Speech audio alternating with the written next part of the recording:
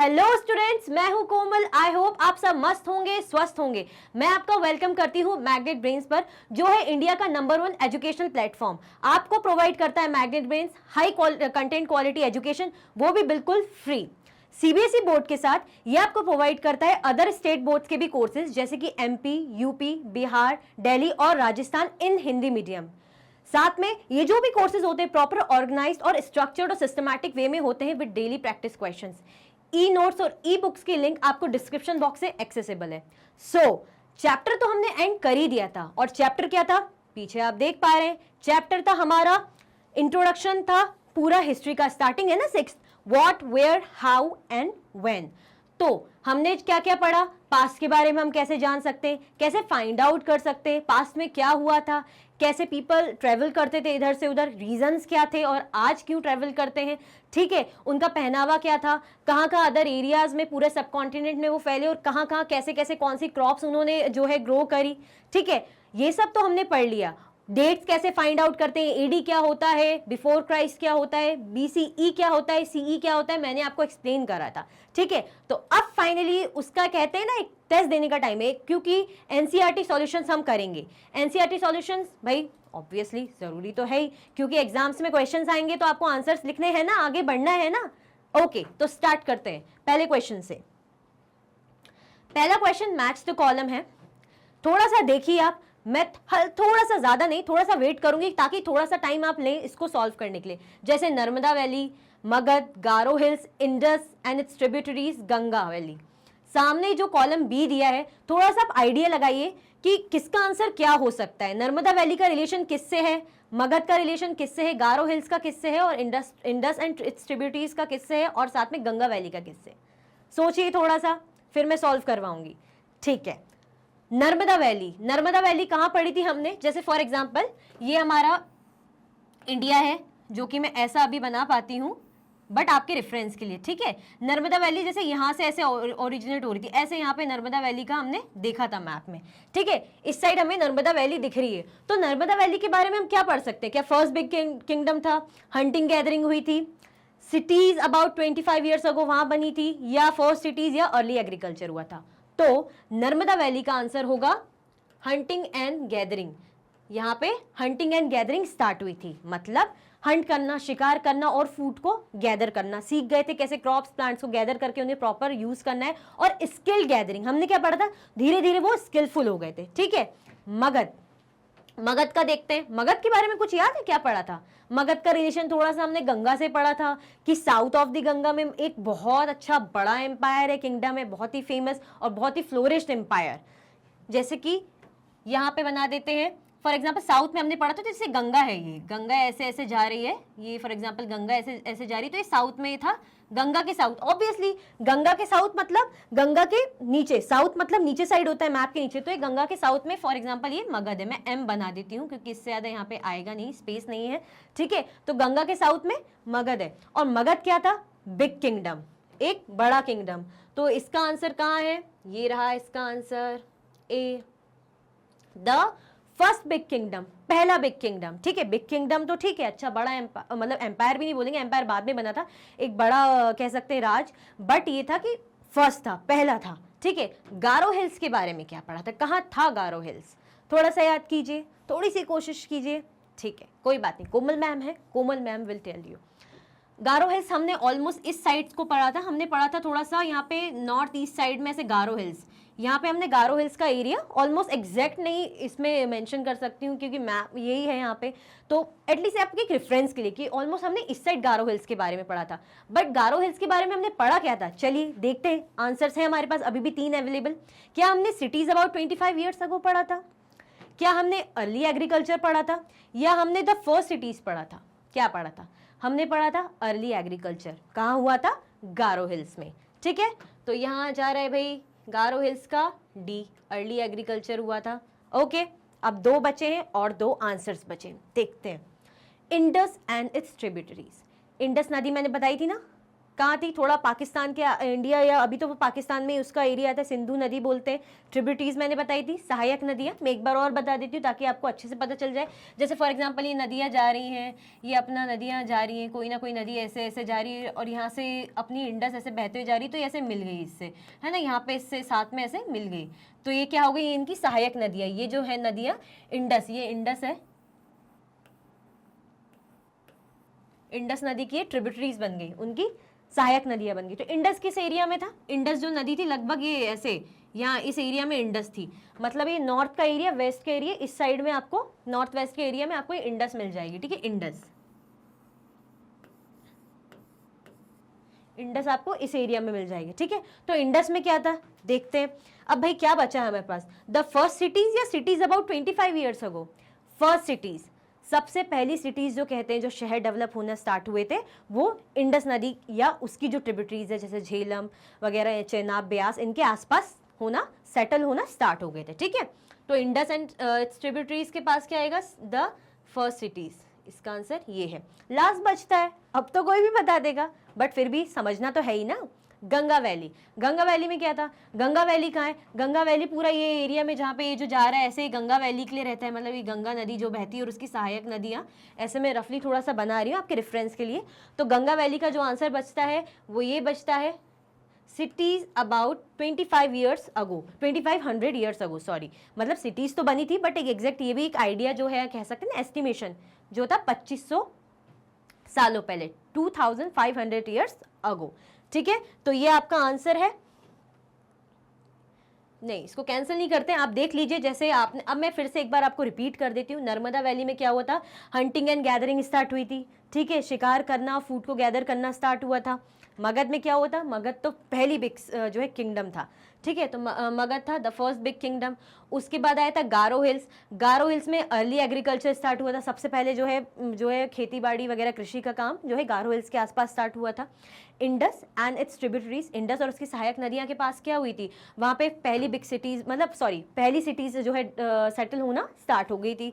Ganga valley जो बचता है, गंगा वैली में हमारी सिटीज बनी थी but almost about 2500 years ago, ठीक है।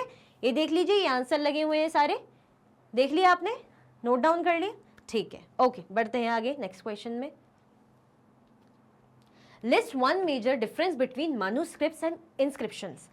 आपको मैंने लास्ट क्लास में बताया था कि मैन्युस्क्रिप्ट्स और इंस्क्रिप्शंस क्या होते हैं, थोड़ा सा गेस कर सकते हैं, आइडिया लगा सकते हैं। मैन्युस्क्रिप्ट्स, मनु का मतलब क्या, इंस्क्रिप्शंस कहाँ बना, किस में यूज़ करते हैं, क्या सॉफ्ट सरफेस में यूज़ करते हैं इंस्क्रिप्शंस या हार्ड सरफेस में यूज़ करते हैं, ठीक है। तो चलिए देखते हैं।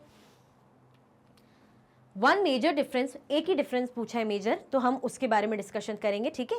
क्या बोला है, manuscripts were written on palm leaf और स्पेसिफिकली ऑन द बर्च, मतलब जो मैन्युस्क्रिप्ट्स है मेनली जो पाम लीफ में लिखी जाती थी, ताड़ के पत्तों में बोलते हैं, या बर्च में लिखी जाती थी, ठीक है, जो जिन्हें हम मतलब एक और एक किससे, छालों से, एक पेड़, उस दिन मैंने आपको पिक में बताया था क्लास में, तो वहाँ पे आपने देखा था किसी कवर से ऐसा निकला होता उस पेड़ का, ऐसे जैसे कुछ पेपर जैसे से निकल रहा है, तो वो जो लीफ है या उसकी छाल के उससे वो पर्टिकुलर जो प्रॉपर उस पेड़ की लीफ है उसमें लिख के बनाए जाते थे, क्योंकि ये सॉफ्ट प्लेसेस पे ही या किसी सॉफ्ट सरफेस पे ही लिखे जाते थे। तो manuscripts were written on palm leaf और स्पेसिफिकली ऑन द बर्च। मनु का मतलब बताया था हैंड, हाथ से लिखना, इसीलिए मैन्युस्क्रिप्ट को बोलते हैं हैंड रिटन जो रहता है, ठीक है। तो were written on palm leaf और स्पेसिफिकली ऑन द बर्च, ये डिफरेंस पूछा है, तो एक जो मेजर जो डिफरेंस है इनके बीच में, इसके लिए इतना ब्रीफ में इसका थोड़ा यहाँ पे लिखा गया है, ठीक है। अब इंस्क्रिप्शंस क्या है, inscriptions were written on hard surfaces, inscription hard surface पे लिखा जाता था, जो बहुत हार्ड पत्थर वगैरह हो, मेटल्स हो, उन पे लिखा जाता था, अच्छे से बोलते हैं ना, गुदा दिए ऐसे वैसे वैसे खरोच खरोच के टुक टुक जो है खोद खोद के ऐसे करके कोई धीरे धीरे लिख रहे हैं उनमें कि क्या क्या फरमान राजा ने जारी किए हैं, या उनकी तारीफ के बारे में, या उनकी ऑब्वियसली कोई ऐसे ऑर्डर्स उन्होंने जारी किया जो जनता उसे फॉलो करे, ओबे करे, ठीक है। तो inscriptions were written on hard surfaces such as stone and metals, ठीक है। तो ये मेजर डिफरेंस है, फिर से देख लेते हैं। मैन्युस्क्रिप्ट्स जिन्हें पाम लीफ और जो कह सकते हैं स्पेसिफिकली बर्च में लिखा जाता था, दूसरी ओर इंस्क्रिप्शंस को लिखा जाता था हार्ड सरफेसेस में, हार्ड सरफेसेस जैसे मेटल और स्टोन, तो ये मेजर डिफरेंस है, ओके। बढ़ते हैं आगे। Return to Rashida's question, can you think of some answers to it. Rashida, हमने स्टार्टिंग में इंट्रो में मैंने बताया था, राशिदा जो है सोचती है, न्यूज़पेपर पढ़ रही होती है, तो वो न्यूज़ देखती है कि भाई 100 ईयर्स अगो, तो उसके माइंड में क्वेश्चन आता है। मैंने बताया था ना राशिदा के, क्योंकि क्यूरियस है राशिदा, लिटिल साइंटिस्ट है आप लोगों की तरह। अब आप भी क्यूरियस होते हैं, ऑब्वियसली चीज़ों को जानना चाहते हैं, तो ऐसी राशिदा ने क्वेश्चन मन में सोचा कि भाई ठीक है, कल की न्यूज़ तो हमें पता चल जाती है, थोड़ी पुरानी भी हमें पता चल जाती है, जो कि हमने डिस्कस किया था, बट अगर 100 ईयर्स अगो क्या हुआ था वो कैसे पता चलेगा? तो आगे देखते हैं इसमें क्या है। Yes, I think of some answers to it. हमारे पास इस चीज़, जो राशिदा का क्वेश्चन है, इसका आंसर है। क्वेश्चन क्या था राशिदा का, वो भी इसमें है। For Rashida it was new experience to see such statement that she thought that how, क्या सोचा था राशिदा ने, how can we know about the past of 100 years ago. भाई राशिदा का क्वेश्चन यही तो था कि ठीक है, हम पुराना, उसने इतना कैलकुलेशन किया होगा, बच्चों का माइंड क्यूरियस होता है, लिटिल साइंटिस्ट होते हैं, ठीक है, तो वो सोच रही थी कि ठीक है पुराना हम थोड़ा बहुत जान लेते हैं, कल का हमें पता चल जाएगा, 10 साल पुराना पता चल जाएगा, या तो मम्मी पापा से पूछ लेंगे, दादा नानी से पूछ लेंगे, बट 100 साल पुराना, 100 साल पुराना हमें कैसे पता चलेगा? पास्ट के बारे में हम कैसे जान सकते हैं 100 साल पुरानी बात? तो इसका आंसर क्या है जो हमें पता है, we can know about the past by studying historical evidences, books, inscriptions, manuscripts. हमने पढ़ा था ना कैसे। एविडेंस मतलब बोलते प्रूफ, सबूत टाइप का, कि हमारे पास ये चीज़ के पुख्ता सबूत है, प्रूफ है कि भाई इसके थ्रू, या हमने देखा है कि हाँ भैया उस दिन ये हुआ था, क्योंकि हमारे पास इसका प्रूफ है, एविडेंस है। तो हम कैसे पता कर सकते हैं पास्ट का? बाय स्टडिंग, उसको स्टडी करना। ऐसा नहीं कि दिख गया तो देख लिया कि भाई ये पास्ट का, उसको स्टडी करा जाता है। स्टडी करके ही हमें पता चलता है ना कि इतने साल पुराना था। मतलब कोई ऑब्जेक्ट हमें दिख गया, इट्स ओके, कि कुछ पड़ा हुआ है, हमें कहीं खुदाई करी, कुछ पड़ा हुआ है, दिख गया, बट उसको जब तक स्टडी नहीं करेंगे तो ये नहीं पता चलेगा ना वो कितने साल पुराना है, या उसकी खासियत क्या थी, या किस किंगडम से, किंगडम के टाइम का है, या किस टाइम का है, तो उससे पता चलता है। तो स्टडीज करते हैं, तो बाय स्टडिंग हिस्टोरिकल इवेंट्स, जो भी ऐतिहासिक सब एविडेंसेस हैं, सबूत कह लीजिए, जो भी चीज़ें हैं उनके थ्रू, ठीक है, बुक्स के थ्रू, किताबें ऐसी लिखी गई हैं, किताबों में मेंशन है, उनके थ्रू पता कर सकते हैं। क्योंकि जो भी पुराने टाइम के होते गए, जिनको होगा इंटरेस्ट होगा कि भाई चीज़ें नोट डाउन करते जाएं, होता है ना किसी किसी को नोट करके रखना, तो हो सकता है वो नोट करते हो कि भाई इस टाइम पे ये हुआ, इस टाइम पे हमारे जो है किंगडम में ये हो रहा है, हमारे यहाँ पे ये परेशानी है, या हमारे यहाँ पे ये संपन्न चीज़ें हैं। तो आगे चल के लोगों को धीरे धीरे वो मतलब इन्फॉर्मेशन मिलती गई, तो लोगों को पता चलता गया कि बुक्स ये उस टाइम उतने सालों पहले, या इतने हज़ार सालों पहले, या 100 सालों पहले ये चीज़ें वहाँ होती थी, ठीक है। तो बुक्स के थ्रू पता चलता है। इंस्क्रिप्शंस तो मैंने बता ही दिया अभी, लास्ट जस्ट अभी क्वेश्चन हमने सॉल्व करा। इंस्क्रिप्शन हार्ड सर्फेसिस पे जो राजा लाइक अपने ऑर्डर्स वगैरह वो भी करवाने के लिए लिखते थे, या कुछ अपनी तारीफ में कुछ भी लिखवा देते थे हार्ड सर्फेसिस में, तो वो इंस्क्रिप्शंस होते हैं, उनसे भी हमें जानकारी मिलती है, उनको रीड करके कि भाई क्या लिखवाया है, ठीक है। स्टडी करना तो इंपॉर्टेंट ही होता है, ठीक है, चाहे वो आप स्टडी करें, चाहे हिस्टोरियंस, आर्कियोलॉजिस्ट स्टडी करें, स्टडी करना तो ज़रूरी होता ही है ना, ठीक है। मनुस्क्रिप्ट्स, हैंड रिटन, जो भी हम लिखते थे लीफ में, पाम लीफ या बर्च के उसमें, ठीक है, तो उनके थ्रू हमें पता चलता है, एंड एटसेट्रा, और भी चीज़ें हैं। बट बेसिकली हमारा जो क्वेश्चन राशिदा के माइंड में था ना, राशिदा जो बहुत टेंस्ड हो रही थी, बहुत क्यूरियस हो रही थी, तो फाइनली हमने आंसर, जो हमारे पास आंसर था वो क्या था, राशिदा का क्वेश्चन था कि 100 सालों पहले का हम कैसे जान सकते हैं। तो हमने बताया, डोंट वरी राशिदा, कैसे जान सकते, we can know about the past by studying historical events, books, inscriptions, manuscripts, etc. ठीक है, ओके, आगे बढ़ते हैं। Make a list of all objects that archaeologists may find, which of these could be made of stone. मतलब हम यहाँ पे कुछ लिस्ट आउट करेंगे कि आर्कियोलॉजिस्ट अपने टाइम पे क्या फाइंड करते थे या क्या कर सकते हैं, ठीक है, मतलब उनका काम क्या रहता है, वो लोग क्या फाइंड करते थे उस टाइम पे, क्या क्या उन्हें मिला था, और उसमें से भी स्टोन से, मतलब जो पत्थरों से बना हुआ था, वो कुछ आइटम्स हमें लिस्ट आउट करने, ठीक है। चलिए देखते हैं। The objects that archaeologist may find during excavation, मतलब खुदाई के टाइम, एक्सकेवेशन बोलते हैं, एक्सक्वेट करके निकाला, खुदाई करके निकाला, ठीक है। Art tools, weapons, pots, pans, ornaments and coins, ये हमने पढ़ा था लास्ट क्लास में, ठीक है, कि भाई क्या क्या एक्सकेवेशन करके निकालते हैं आर्कियोलॉजिस्ट, निकालते हैं टूल्स, निकालते हैं वेपन्स, निकालते हैं पॉट्स, निकालते हैं पेन्स, निकालते हैं ऑर्नामेंट्स, निकालते हैं एंड कॉइन्स निकालते हैं। फिर से बता देती हूँ क्या क्या निकालते हैं आर्कियोलॉजिस्ट खुदाई करके। टूल्स, जो भी टूल्स उनके उस टाइम पे हथियार वगैरह यूज़ होते होंगे, ठीक है, भाले वगैरह बोलते हैं ना उस टाइप के। वेपन्स भी हथियार वगैरह में आ जाता है, ठीक है। पॉट तो आपको पता ही है, वो गुलदस्ता, गुलदान, उस टाइप के डिज़ाइनर जो भी उस टाइम पे जो भी मिलते होंगे, कैसा डिज़ाइन रहता होगा, किस कलर में रहते होंगे, ठीक है। पैन्स, ऑर्नामेंट्स यानी जो है ज्वेलरीज वगैरह कैसे क्या पहनी जाती थी उस टाइम पे, कॉइन्स चाहे स्क्वायर शेप के कॉइन्स हो, रेक्टेंगुलर, जो भी उस टाइम में शेप्स के कॉइन्स मिलते थे, चाहे सर्कल हो, सिल्वर के हो, या ब्रॉन्ज वगैरह के हो, वो सब वो लोग फाइंड आउट करते हैं, एक्सक्रिएट करके, खुदाई करके उन्हें मिलता है।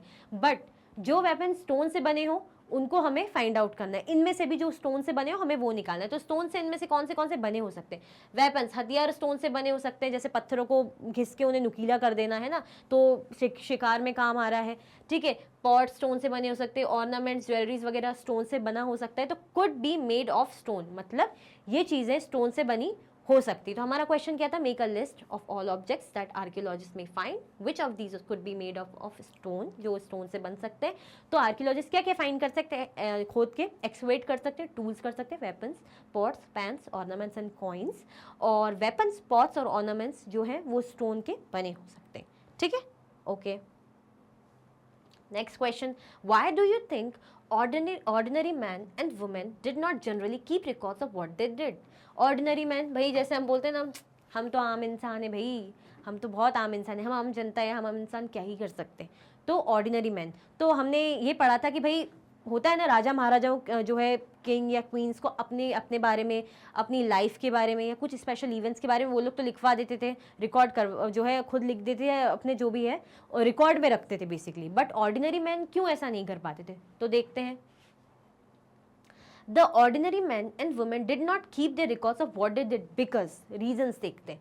They were not aware of such writing skills in the earlier time। भाई आम इंसान है, राजा महाराजाओं की बात अलग होती है, उनके पास थोड़ा नॉलेज होता है या वो सीख लेते हैं, भाई उनके पास पैसा होता था ऑब्वियसली, राजा महाराजा हैं तो थोड़ा जो भी उस टाइम पे चीज़ें चलती थी उनको ज़्यादा पता होता है। बोलते हैं ना, अगर वो राजा है या वो बड़ा है, कोई मुखिया है, तो उसको ज़्यादा नॉलेज होगा, ऐसा कहा जाता है। और आम इंसान बेचारे वो अपनी जीविका चलाने के लिए मेहनत करते, तो वो कहाँ इतना माइंड लगाएंगे कि हम ये लिखें बैठ के, क्योंकि हम आम इंसान हैं और क्या लिखें हम आम इंसान अपने बारे में। तो बेसिकली इसमें ये कि दे वर नॉट अवेयर ऑफ, और वो अवेयर भी नहीं थे ऐसी राइटिंग स्किल्स कि कैसे कैसे क्या लिखना है, किससे लिखवाना है। क्योंकि राजा महाराजा तो अपने जो है उनके जो है वर्कर्स या जो भी उनके हेल्पर्स उनके जो साथ रहते थे उनसे लिखवा लिया। जो कोई ऐसा होगा टैलेंटेड जो ये काम करता होगा अच्छा लिखने का, उनके बारे में लिख ले, उनकी तारीफ में कुछ लिख ले, तो भाई किसी से लिखवा लिया। बट ये खुद के बारे में लिखेंगे तो इनके पास कहाँ ऐसी इतनी बिल्कुल इतनी ज़्यादा स्किल है, ठीक है। आम इंसान है भाई, वही वाली बात है, ठीक है। तो राइटिंग स्किल्स से इतना ज़्यादा अवेयर नहीं थे उस टाइम पे। They were illiterate and they had not a sound clue about the knowledge of scripts. पहली बात तो भाई ऑर्डिनरी मैंने बड़े हुए पहली बात तो पैदा हुए घर में, देखा कैसे माँ बाप काम कर रहे हैं, अपनी जीविका चलाने के लिए मजदूरी कर रहे हैं, जो भी चीज़ें कर रहे हैं, तो वो भी वही सीखते, कहाँ उनको पढ़ने का रहता है। इलिटरेट होते थे, अनपढ़ कह लीजिए, अनपढ़ होते थे, ठीक है। तो उनको इतना साउंड क्लू नहीं रहता था, इतना मतलब इतना बेसिक इतना क्लू ही नहीं रहता था, इतना आइडिया नहीं रहता था कि स्क्रिप्ट्स का नॉलेज उनको हो। तो वो जब नॉलेज ही नहीं है, वो बोलते ना अनपढ़ है, जब उसको पता ही नहीं कैसे क्या करना है तो क्या लिखेगा, और वो भी अपने बारे में, वो भी अनपढ़ इंसान है। बोलते हैं ना कि उसको बोलने का तरीका भी नहीं है, क्योंकि भाई वो स्कूल नहीं गया है, वो ऐसे माहौल में नहीं गया है या उसको सीखने के मिला। वो तो बेचारा हुआ, मतलब पैदा हुआ, उसने देखा कैसे स्ट्रगल कर रहे हैं, बड़े होते होते फिर वो भी उन कामों में लग गया, मजदूरी में लग गया, जो भी वो अपनी जीविका चलाने के लिए उस टाइम पे करते थे, ठीक है। Such work had no importance in their life, मतलब इस टाइप का वर्क उनके लिए इतनी इंपॉर्टेंस भी नहीं लगता था। उनको ऐसा नहीं लगता था कि भाई ये सब करवाना ज़रूरी है, लिखवाना अपने बारे में, कि भाई हमें अपनी डेली लाइफ के बारे में लिखवाना ज़रूरी है। तो उनके ऐसा कुछ ऐसा बोलते हैं ना, इतना हमें वो नहीं लगता कि यार हमें ये सब हमारे बारे में, कि हम कैसे खा रहे हैं, क्या खा रहे हैं, हम काम कर रहे हैं या मजदूरी कर रहे हैं, जो भी कर रहे हैं हम उसके बारे में लिखवाएं, तो इतना वो उस चीज़ को इंपॉर्टेंस नहीं देते थे। They never bothered of their past and had not any interest in the knowledge of the past. Generally the Kings and queen's cap the records of their victories, मतलब इसमें क्लियरली लिखा है कि उनको कोई खास ऐसा पास्ट को लेके इतनी ना तो वरी थी, मतलब कि भाई पुराने टाइम हमारे जो है पास्ट, मतलब हमारे जो कह सकते हैं अतीत में क्या हुआ, ठीक है, तो उसके बारे में इतना ज़्यादा बॉदर नहीं करते थे, इतना ज़्यादा सोचते नहीं, टेंशन भी नहीं लेते थे, ना इतना ज़्यादा इंटरेस्ट दिखाते थे कि उसका नॉलेज, मतलब उसके बारे में हम लिखें इतना ज़्यादा। भाई वो तमाम उस चीज़ को इतना ज़्यादा ध्यान ही नहीं देते थे बेसिकली, है ना, कि हो गया ठीक है, क्या है उसके बारे में लिखना, क्या उसके बारे में इतना बॉदर करना, है ना। इसलिए generally the Kings and queen's cap the records of their victories. King and queen's की तो बात ही अलग है, वो तो अपनी विक्ट्रीज, जीत या कुछ अच्छा उनके महल में हो रहा है, राजमहल में हो रहा है, उनकी लाइफ में कुछ हुआ अच्छा फंक्शन जो कह सकते हैं जश्न वगैरह हुआ तो उन्होंने लिख दिया, तो वो बात और है, वो लिख सकते। बट आम इंसान क्या लिखेगा? तो उनको ना, पहली बात तो इलिटरेट थे, ठीक है, साउंड इतना क्लू नॉलेज था नहीं चीज़ों का, ना वो इतना ज़्यादा बॉदर करते थे अपने पास को लेके, इसीलिए। Sixth question. Describe at least 2 ways in which you think the lives of king would have been different from those of farmers. हम कहाँ किसका कंपेयर करेंगे, कंपैरिजन करेंगे? हम कंपैरिजन करेंगे एक किंग की लाइफ का और एक फार्मर की लाइफ का। एक किंग, राजा, और एक आम इंसान, एक किसान, उसकी लाइफ में हम दो मतलब तरीके से जो डिफरेंस बताएंगे कि क्या है जो उनको डिफर करते हैं। चलिए देखते हैं। The lifes of kings and lifes of farmers were different in this manner. देखते हैं क्या है। The kings usually lived in urban areas in their palaces. जो किंग्स हैं कहाँ रहते थे? यूजुअली ऑब्वियसली सिटी एरिया बोलते हैं ना, अर्बन एरिया, थोड़ा डेवलप्ड एरिया, और पैलेसेस यानी महलों में, फोर्ट्स में, किलों में। ठीक है, ये डिफरेंस एक पहला हो गया कि जो किंग थे वो कहाँ रहते थे? अर्बन एरियाज में, थोड़ा सा डेवलप्ड माहौल में, शहरी माहौल में, वो भी किलों में, है ना, महलों में। Whereas farmers lived in the rural areas, जो हम बोलते हैं ना गाँव वगैरह साइड में, थोड़ा सा बैकवर्ड एरियाज में रहने वाले, इन देयर स्मॉल हाउसेज और हट्स, झोपड़ियों में या हाउस या छोटे छोटे घरों में। तो आप देख रहे हैं कहाँ महल, कहाँ किले और कहाँ झोपड़ियाँ, छोटे छोटे घर। तो डिफरेंस यहाँ आ गया। वो रहते थे शहरी मतलब अर्बन एरियाज में, शहरी एरिया में, ये रहते थे रूरल एरिया में, थोड़ा गांव के एरिया में, बैकवर्ड एरिया में। तो ये मेजर डिफरेंस है। The Kings were dependent on others for the supplies of food while the farmers produce food for themselves and for others also. देखिए कितना अच्छा डिफरेंस है। भले ही वो किंग है, महलों में रह रहा है, किलों में रह रहा है, बट वो डिपेंड किस पे? दूसरों पे, कि उन्हें सप्लाई किया जाएगा, उन्हें फूड कोई मतलब जो है खरीद के वो लाएंगे, दूसरा सप्लाई करेगा तब जाके वो फूड खरीदेंगे, तब जाके वो खा पाएंगे ना। बट फार्मर्स खुद अपनी मेहनत से वो है जो भी अनाज उगा रहे हैं और खा रहे हैं, और दूसरों को भी बेच के उनके लिए भी एक सप्लाई पैदा कर रहे हैं, मतलब उनको भी सप्लाई कर रहे हैं, उनको भी दे रहे हैं ताकि वो भी खा पाए। ऑब्वियसली चार्ज कर रहे हैं, पैसे लेंगे वो इसीलिए अनाज उगाते हैं कि उन्हें बेचे तो उनकी कुछ जीविका चले। बट देख रहे हैं आपकी खुद से ही मतलब अपने दम पे अपना अनाज उगा रहे हैं और खुद के लिए जीविका चलाने के लिए खा रहे हैं और बेच भी रहे हैं। बट राजा कितना अमीर है, पैलेस में रह रहा है, फोर्ट्स में रह रहा है, बट डिपेंडेंट है सप्लाई ऑफ फूड, मतलब कोई सप्लाई करके मार्केट में आएगा फूड या सप्लाई होगा तब जाके तो खरीदेगा, तब जाके वो खाएगा। तो द किंग वर डिपेंड, जो किंग थे वो डिपेंडेंट थे on others for this supplies, दूसरों पर डिपेंडेंट थे ऑफ फूड, वाइल जो फार्मर्स थे वो प्रोड्यूस करते थे food for themselves and for others also. तो ये दो मेजर डिफरेंस है इनकी लाइफ में। क्या है? अर्बन एरियाज में रहते थे, किलों में रहते थे, महलों में रहते थे, और ये रहते थे हट और मतलब झोपड़ी और छोटे छोटे हाउसेस में। यहाँ पे क्या डिफरेंस है? जो किंग्स थे वो फूड की सप्लाई पे डिपेंड करते थे कि दूसरा कोई सप्लाई करेगा तब वो खरीद के खाएंगे। बट यहाँ पे जो फार्मर्स थे खुद ही उगाते थे, खाते थे और बेचते भी थे, तो दूसरों के लिए सप्लाई करते थे। ठीक है, तो ये उनके बीच का मेजर डिफरेंस था। इसी के साथ एनसीईआरटी सॉल्यूशंस एंड होते हैं। ठीक है, तो आपने जाना क्या क्या मैन्युस्क्रिप्ट्स इंस्क्रिप्शंस का डिफरेंस है। ठीक है, ये हमने मैच द कॉलम सॉल्व करे। ठीक है, देखा कि कहाँ पहली सिटी कौन सी थी या फर्स्ट किंगडम कौन सा था। बेसिकली हमने जो नॉर्मल पीपल, ऑर्डिनरी पीपल क्यों अपने बारे में नहीं लिखते थे, और राजा और ऑर्डिनरी फार्मर्स के बीच का क्या डिफरेंस है, ये हमने देखा। ठीक है, और अगर आप चाहते हैं और भी इंटरेस्टिंग वीडियो लेक्चर्स देखना तो आप YouTube के मैग्नेट ब्रेन्स के YouTube चैनल पर देख सकते हैं। मैग्नेट ब्रेन्स की एप्लीकेशन, मैग्नेट ब्रेन्स की वेबसाइट पर आप जा सकते हैं, फ्री एक्सेस कर सकते हैं। ई बुक्स और ई नोट्स और ई बुक्स की लिंक आपको दे दी गई है डिस्क्रिप्शन बॉक्स में। साथ में आपको हाई क्वालिटी एजुकेशन प्रोवाइड करता है मैग्नेट ब्रेन्स, क्योंकि ये इंडिया का नंबर 1 चैनल ही इसीलिए बना है क्योंकि फ्रीली और हाई क्वालिटी कोर्सेज आपको प्रोवाइड करता है। इंग्लिश हिंदी मीडियम है, हिंदी मीडियम चैनल भी है मैग्नेट ब्रेन्स का, जहाँ पे आप देखें बहुत नॉलेजेबल वीडियोस आपको मिलेंगी जनरल नॉलेज के लिए भी और आपके सब्जेक्ट वाइज भी। अलग अलग सब्जेक्ट के टीचर्स हैं, आप देखेंगे आपको बहुत अच्छी अच्छी वीडियोस मिलेंगी। ठीक है, अदर बोर्ड्स भी प्रोवाइडेड हैं के कोर्सेज भी आपको प्रोवाइड होते हैं। CBSE board, Delhi board, Bihar board, UP board, MP board, Rajasthan board. वैदिक मैथ्स आप कर सकते हैं अपनी मैथ्स को और अच्छे बनाने के लिए, ताकि आगे चल के आपको काम आएगी। ठीक है, क्रैश कोर्सेज अवेलेबल है, स्पोकन इंग्लिश कोर्स अवेलेबल है जो आपकी इंग्लिश को और अच्छा और आपकी पर्सनैलिटी को और इन्हेंस करेगी। बोलते हैं ना इंग्लिश बोलनी आ जाती है, थोड़ा सा कॉन्फिडेंस जागता है जी। ओके, आप हमें चाहे अदर प्लेटफॉर्म पे भी फॉलो कर सकते हैं, जैसे कि फेसबुक, इंस्टाग्राम, एक्स, टेलीग्राम और व्हाट्सएप पर। मेरी वीडियो अच्छी लगी हो तो लाइक तो ज़रूर करें और शेयर ज़्यादा से ज़्यादा करें, ताकि बच्चों के पास सॉल्यूशंस आ जाएं और वो सॉल्व करके एग्जाम में जो है पढ़ के इसे ये जो क्वेश्चंस हैं इनको पढ़ के एग्जाम दे पाएँ। ठीक है, तो ज़्यादा से ज़्यादा शेयर करें और चैनल को सब्सक्राइब करना तो बिल्कुल भी ना भूलें। Thank you so much for watching.